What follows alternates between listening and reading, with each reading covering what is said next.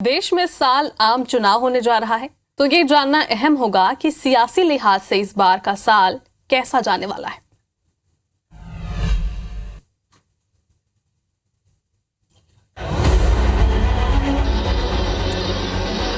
मोदी जो कहता है वो कर देने के लिए जीवन खपा देश को ये बर्बाद कर रहे। 24 का साल दुनिया के सबसे बड़े लोकतांत्रिक चुनाव का साक्षी बनने जा रहा है। सबके मन में यही सवाल है कि क्या मोदी रिपीट होंगे या 10 साल का सियासी तिलिस्म टूटेगा।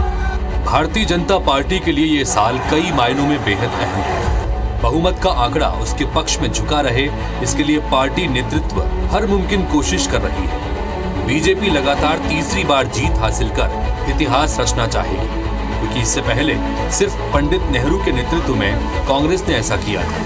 वहीं राम मंदिर और धारा 370 के बाद अब समान नागरिक संहिता को आगे बढ़ाना पार्टी का प्रमुख एजेंडा रहने वाला है। इसी तरह बीजेपी अपनी सबसे बड़ी चुनौती यानी दक्षिण भारत में पांव जमाने के लक्ष्य को हर हाल में हासिल करने की कोशिश करेगी। वहीं बात करें विपक्षी दलों का गठबंधन इंडिया की, तो वो पिछले चुनाव में मिली हार के बाद खुद को संभालने की कोशिश करेगा।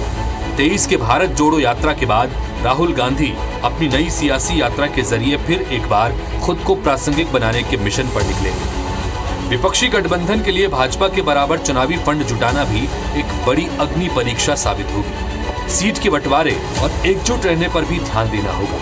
बीजू जनता दल की बात करें तो क्या नवीन पटनायक ओडिशा के मुख्यमंत्री के रूप में सबसे लंबा कार्यकाल पूरा कर पाएंगे? क्या पार्टी को वीके पांडियन के आने से नया उत्साह मिलेगा? क्या भाजपा और विपक्ष दोनों से दूरी बनाए रख पाएगी बीजेडी? वाईएसआर कांग्रेस की बात करें तो क्या जगन मोहन रेड्डी अपने पिता वाईएस राजशेखर रेड्डी की तरह लगातार दूसरी बार जीत हासिल कर पाएंगे? वहीं बगल के तेलंगाना में बीआरएस के हार के बाद भी क्या वोटरों को आकर्षित कर पाएगी पार्टी? क्या विपक्षी तेलुगु देशम पार्टी से भाजपा के करीबी बढ़ने पर भी उससे मधुर संबंध कायम रख पाएगी वाईएसआर कांग्रेस? ये आम चुनाव का साल है, तो चुनाव आयोग की बात भी कर लेते हैं। इस बार ईवीएम वीवीपैट का मुद्दा गरमाएगा।